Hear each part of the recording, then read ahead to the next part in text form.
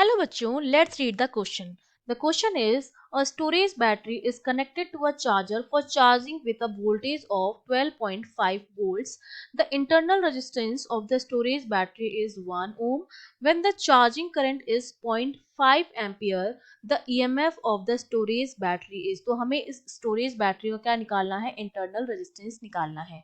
तो सबसे पहले तो इस क्वेश्चन को सॉल्व करने के लिए हमें पता होना चाहिए कि हमें क्या कैलकुलेट करना है, हमें ईएमएफ कैलकुलेट करना है और हमें क्या दे रखा है, बैटरी का रेजिस्टेंस दे रखा है और उसमें जो करंट फ्लो हो रही है वो दे रखी है।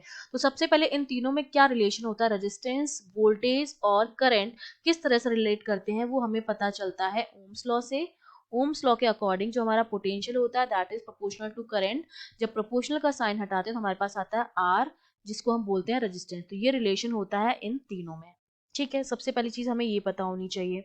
दूसरा, अगर मैं इसका सर्किट डायग्राम बनाऊं इस चीज का, तो हमें एक तो हमने मान लिया कि ये जो है वो कोई चार्जर है।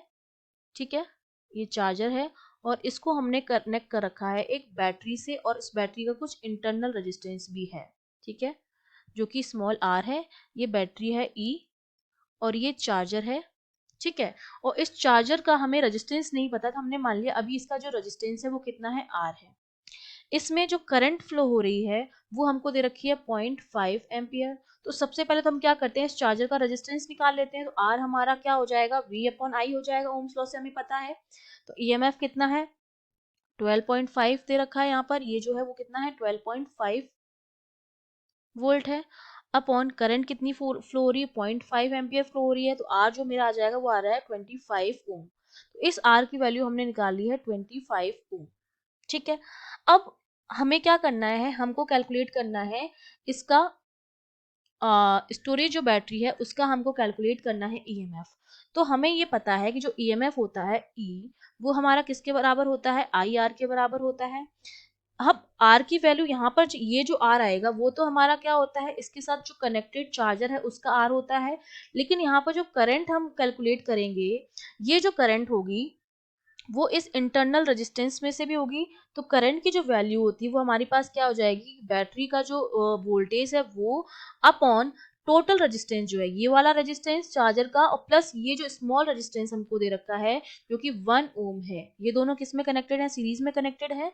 तो नेट रेजिस्टेंस हमारा क्या हो जाएगा, आर प्लस आर। क्योंकि सीरीज में अगर दो रेजिस्टेंस जुड़े हुए हैं तो हम निकालते हैं R1 प्लस R2 करके इक्विवेलेंट। और अगर पैरेलल में कनेक्टेड है तो हम कैसे निकालते हैं, तो हम निकालते हैं 1 अपॉन आर इक्विवेलेंट जो होता है हमारा, वो 1 upon R1 plus 1 upon R2 plus dash dash dash करके निकालते हैं। तो ये दोनों सीरीज में जुड़े हुए हैं, सेम करंट जा रही है।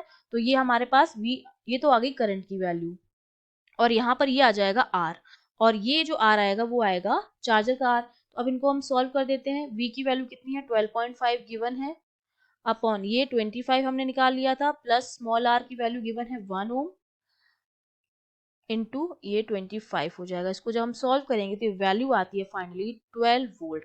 तो ये हमने क्या निकाल दिया है, उस स्टोरेज बैटरी का क्या निकाल दिया है, ईएमएफ निकाल दिया है। ठीक है, तो हमारा जो करेक्ट ऑप्शन हो जाएगा वो हमारा कौन सा हो जाएगा, C option, which is 12 volt is the correct. I hope you understood well, all the best.